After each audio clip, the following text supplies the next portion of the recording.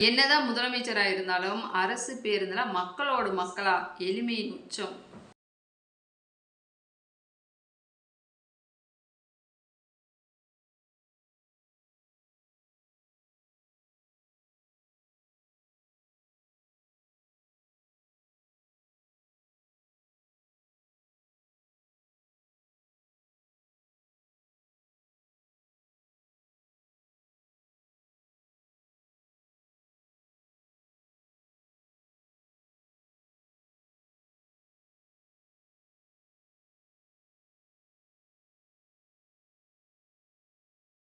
அதாவதுங்க சாதாரண மனுஷனா மக்களோட மக்களா அரசு பேருந்துல ஏறி, அதுவும் காசு குடுத்து டிக்கெட் வாங்கி, நடத்துனரையும் பக்கத்திலே உட்கார வச்ச ஒரு தருணம் எல்லாத்தையுமே வியக்க வச்சிருக்குங்க.